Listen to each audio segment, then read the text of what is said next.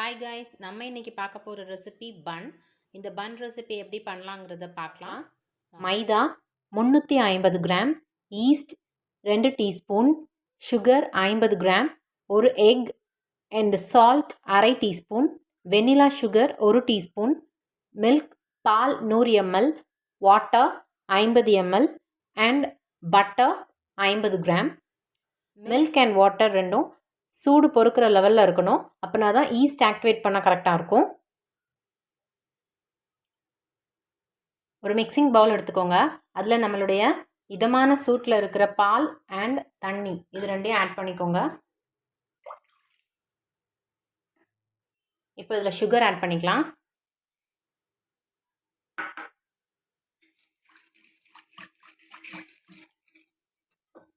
இதோட இப்போ நம்ம ஈஸ்டையும் ஆட் பண்ணிக்கலாம்.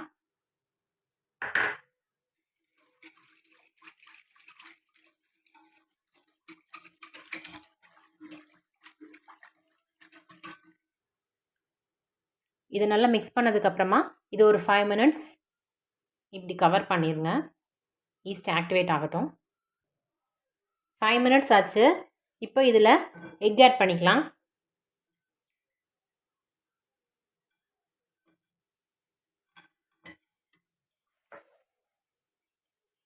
Vanilla sugar and salt.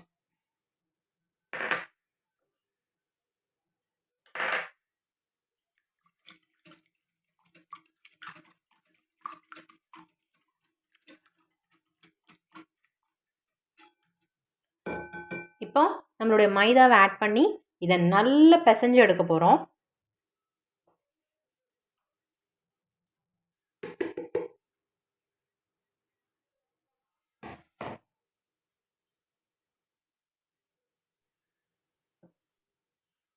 First கையில் ஒட்டுற மாதிரி தான் இருக்கும்.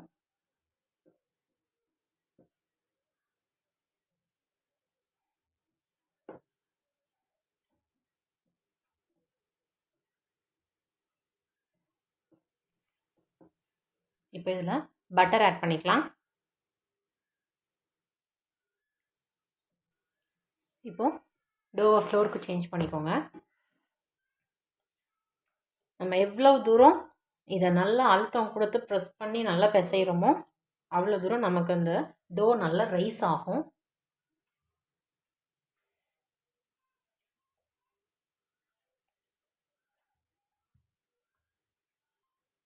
ஒரு 5 minutesக்கு நல்லா இப்படி பிசைஞ்சு எடுத்தாச்சு. இப்போ நம்ம டோவை அந்த மிக்சிங் பவுல்லே ட்ரான்ஸ்ஃபர் பண்ணிடலாம். அந்த மிக்சிங் பவுலில் நல்லா பட்டர் அப்ளை பண்ணிக்கோங்க. இப்போ இதை ஒரு கிளிங் ஃபிலிம் எடுத்து க்ளோஸ் பண்ணிடலாம். கிளிங் ஃபிலிம் யூஸ் பண்ணி நம்மளோட டோவை க்ளோஸ் பண்ணியாச்சு. இது ஒரு 1.5 மணி நேரம் இப்படியே இருக்கட்டும். அப்படின்னா தான் டோ ரைஸ் ஆகும். டோ எப்படி ரைஸ் ஆகிருக்குன்னு பாருங்கள். இப்போ இதை நம்ம பன் செய்ய ஸ்டார்ட் பண்ணிடலாம்.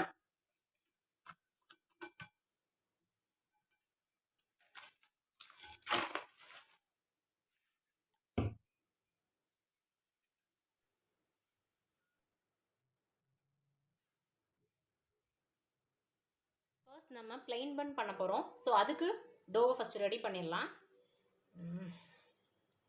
இந்த மாதிரி ஒரு பேனில் நம்ம இப்படி ஒன்று ஒன்றா செஞ்சு அதில் செட் பண்ணிடலாம்.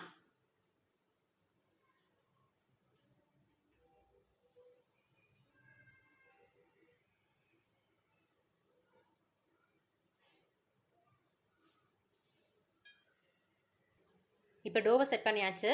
இப்போ இது அகைன் ஒரு 1 hour நம்ம வந்து ரைஸ் பண்ணுறதுக்கு இதை க்ளோஸ் பண்ணி வச்சிடலாம். ஒரு டவல் போட்டு க்ளோஸ் பண்ணிடுங்க. இப்போ இதை தள்ளி வச்சுருங்க. இனிமே நம்ம கோகோனட் பன் செய்ய ரெடி பண்ணலாம்.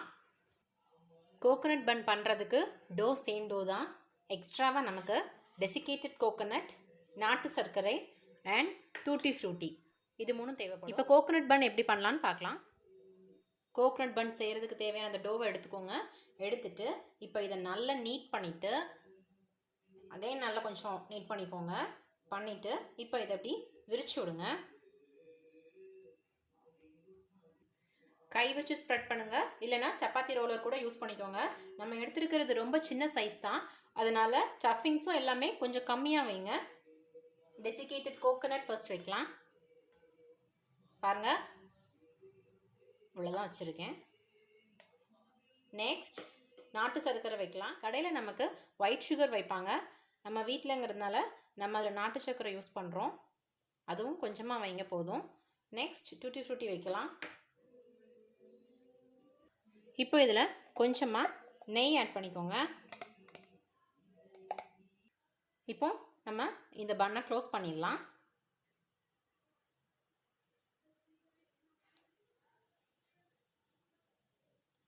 எக்ஸஸாக வர்றதை எடுத்துருங்க.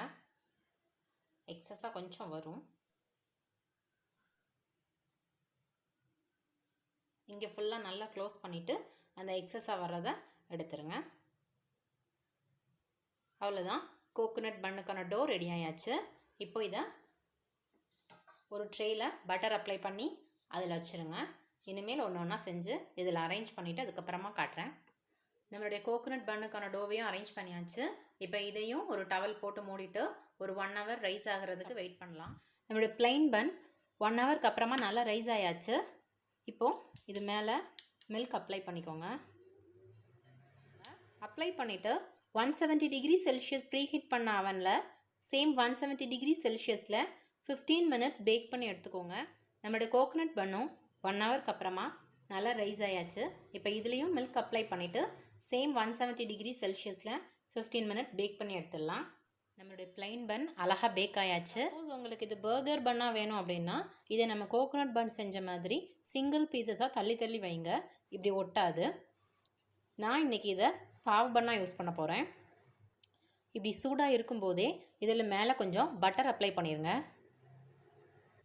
பட்டர் அப்ளை பண்ணிக்கலாம். இந்த பிளைன் பன்னை நம்ம பாவ் பன்னாவும் யூஸ் பண்ணிக்கலாம், இல்லை பிளெயினாக அப்படியே டீயில் டிப் பண்ணி கூட சாப்பிட்லாம். இல்லாட்டி பிரெட் அண்ட் ஜாம் சாப்பிட்ற மாதிரி இந்த பன் அண்ட் ஜாம் கூட சாப்பிட்லாம். நம்மளுடைய கோகோனட் பன்னும் பேக்காய் வந்தாச்சு. சூடாக இருக்கும்போதே அதுலேயும் பட்டர் அப்ளை பண்ணிடலாம். கோகோனட் பன் ஸ்டஃபிங்ஸ் உள்ளே எப்படி இருக்குது பாருங்கள். இந்த பன் ரெசிபீஸை நீங்களும் உங்கள் வீட்டில் ட்ரை பண்ணி பாருங்கள். பிடிச்சிருந்தா இந்த வீடியோவை லைக் பண்ணுங்கள், கமெண்ட் பண்ணுங்கள், ஷேர் பண்ணுங்கள். என்னோட டெலிஷியஸ் நெல்லை குக்கிங் சேனலை சப்ஸ்கிரைப் பண்ணுங்கள். மீண்டும் ஒரு டெலிஷியஸான குக்கிங்கில் உங்களை வந்து சந்திக்கிறேன். பாய்.